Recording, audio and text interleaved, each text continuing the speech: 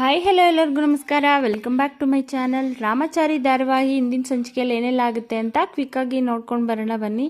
ಮೊದಲಿಗೆ ಇಲ್ಲಿ ಅಂದರೆ ಸತ್ಯಭಾಮ ಮಗಳು ಕೇಳ್ತಾ ಇರ್ತಾಳೆ, ಏನಕ್ಕೆ ಅಪ್ಪನ ಬಗ್ಗೆ ಸತ್ಯ ಹೇಳ್ತಾ ಇಲ್ಲ ನೀನು ಅಂತ.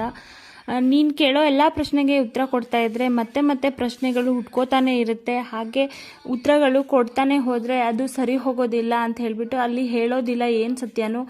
ಅವ್ರ ಮಗಳು ತುಂಬಾ ಫೋರ್ಸ್ ಮಾಡಿ ಕೇಳಿದ್ರು ಏನೂ ಹೇಳೋದಿಲ್ಲ.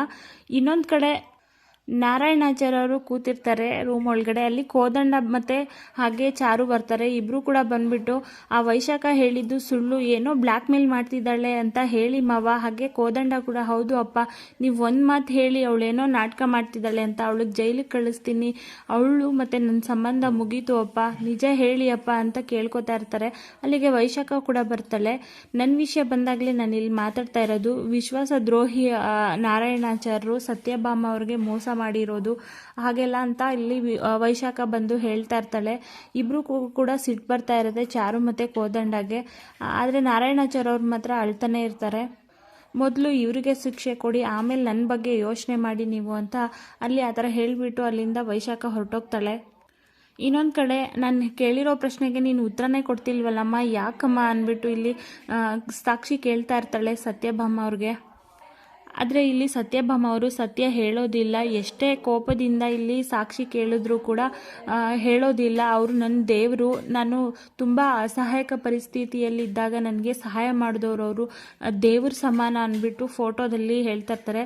ಆ ಥರ ಎಲ್ಲ ಇರೋರು, ನಮ್ಮ ಸಮೀಪಕ್ಕೆ ಆಗದೆ ಇರೋರು, ಅವ್ರೆಂಥ ಅಪ್ಪ ಬರೋಕ್ಕಾಗದೆ ಇರೋರು, ನೀನು ಸತ್ಯ ಹೇಳಲೇಬೇಕಮ್ಮ, ಇಲ್ಲ ಅಂದರೆ ನಾನು ಸುಮ್ಮನೆ ಇರೋದಿಲ್ಲ ಅಂತ ಫೋಟೋನ ತೆಗೆದು ಕೆಳಗಡೆ ಬಿಸಾಕ್ಬಿಡ್ತಾಳೆ. ಆಗ ಏನು ಮಾಡ್ತಿದ್ದೀಯಾ ನೀನು ಅಂತ ಒಂದು ಏಟ್ ಹೊಡೆದು ಬಿಡ್ತಾಳೆ ಸತ್ಯಭಾಮ ಅವ್ರ ಮಗಳಿಗೆ. ಆಗ ಬೇಜಾರು ಮಾಡಿಕೊಂಡು ಅಲ್ಲಿಂದ ಹೊರಟೋಗ್ತಾಳೆ ಸಾಕ್ಷಿ. ಇನ್ನೊಂದು ಕಡೆ ರಾಮಚಾರಿ ಹಾಗೆ ಚಾರು ಇಬ್ಬರು ಕೂಡ ಮಾತಾಡ್ತಾ ಇರ್ತಾರೆ. ನಡೆದಿದ್ದ ಘಟನೆ ಎಲ್ಲ ನೆನೆಸ್ಕೋತಾ ಇರ್ತಾರೆ. ಇಷ್ಟೆಲ್ಲ ಆಯಿತು ನಿಮ್ಮಮ್ಮ ಮತ್ತು ಈ ವೈಶಾಖ ಅತ್ತಿಗೆಯಿಂದ, ತಪ್ಪು ಮಾಡಿರೋರು ಮನೇಲಿದ್ದರೂ ಆಚೆ ಹಾಕೋಕ್ಕಾಗ್ತಿಲ್ಲ, ಮತ್ತು ಇನ್ನೊಂದು ಹೊಸ ಸಮಸ್ಯೆ ಹುಟ್ಕೊಂತಲ್ಲ ಮೇಡಮ್ ಅಂತ ಯೋಚನೆ ಮಾಡ್ತಾ ಇರ್ತಾನೆ. ಕೃಷ್ಣ ಇಲ್ಲ ಅಂದಿದ್ರೆ ನಮ್ಮಿಬ್ಬರು ಮದುವೆ ಕೂಡ ಆಗ್ತಿರ್ಲಿಲ್ಲ, ಏನೇನೋ ಆಗೋಯ್ತು, ಎಲ್ಲ ಆಗಿ ಇನ್ನೇನು ಖುಷಿಯಾಗಿರೋ ಟೈಮಲ್ಲಿ ಇನ್ನೊಂದು ಸಮಸ್ಯೆ ಬಂದ್ಬಿಡ್ತು ಅಂತ ಯೋಚನೆ ಮಾಡ್ತಾ ಇರ್ತಾರೆ. ಆಗ ಚಾರು ಕೂಡ ಸಮಾಧಾನ ಮಾಡ್ತಾಳೆ, ದೇವ್ರಿದ್ದಾನೆ, ಏನಾದರೂ ಒಂದು ದಾರಿ ತೋರಿಸ್ತಾನೆ ಅಂತ. ಇನ್ನೊಂದು ಕಡೆ ಜಾನಕಿಯವರು ಬೇಜಾರು ಮಾಡಿಕೊಂಡು ಹಾಗೆ ಕೂತಿರ್ತಾರೆ. ಅಲ್ಲಿ ಚಾರು ಹೋಗಿ ಸಮಾಧಾನ ಮಾಡ್ತಾಳೆ. ಗಂಡನೇ ಈ ಥರ ಮಾಡಿಬಿಟ್ಟ, ನಾನು ಯಾವ ರೀತಿ ಸಮಾಧಾನ ಮಾಡ್ಕೊಳ್ಳಿ, ನಂಬಿಕೆನೇ ಹೊಟ್ಟೋಯ್ತು ಅಂತ. ಅಲ್ಲಿಗೆ ನಾರಾಯಣಾಚಾರ್ಯ ಅವ್ರು ಬಂದು, ಜಾನಕಿ ಒಂದು ಲೋಟ ನೀರು ಕೊಡ್ತೀಯಾ ಅಂತಾರೆ. ನೀರು ಕೊಟ್ಬಿಟ್ಟು ಅಲ್ಲಿ ಬೇಜಾರು ಮಾಡ್ಕೋತಾ ಇರ್ತಾಳೆ ಮಾತ್ರೆ ಕೊಡೋದಕ್ಕೆ. ಅಲ್ಲಿಂದ ನೀರು ತಗೊಂಡು ಮಾತ್ರೆ ಕುಡಿದ್ಬಿಟ್ಟು ನಾರಾಯಣಾಚಾರ್ಯ ಅವರು ಹೊರಟೋಗ್ಬಿಡ್ತಾರೆ. ಹಾಗೆ ಇನ್ನೊಂದು ಕಡೆ ಇಲ್ಲಿ ಹತ್ಕೊಂಡು ಬಂದು ಸಾಕ್ಷಿ ಕೂತಿರ್ತಾಳೆ. ನನಗೆ ಯಾವತ್ತೂ ಹೊಡಿದೇ ಇರೋಳು ನೀನು ಹೊಡೆದ್ಬಿಟ್ಟೆ, ಯಾಕಮ್ಮ ಈ ಥರ ಮಾಡಿದೆ, ಅಷ್ಟು ಚೆನ್ನಾಗಿ ನೋಡ್ಕೋತಿದ್ದೆ, ಈ ವಿಷಯ ಬಂದಾಗ ಮಾತ್ರ ಯಾಕೆ ನೀನು ಈ ಥರ ಕಟುವಾಗಿ ನಡ್ಕೋತಾ ಇದೀಯಾ ಅಂದಾಗ, ಸರಿ ಅವ್ರ ಬಗ್ಗೆ ಏನೂ ಹೇಳಬೇಡ, ಆದರೆ ಇವಾಗ ಎಲ್ಲಿದ್ದಾರೆ, ಏನು ಮಾಡ್ತಿದ್ದಾರೆ ಅಂತಾದರೂ ಹೇಳು ಅಂತಾರೆ.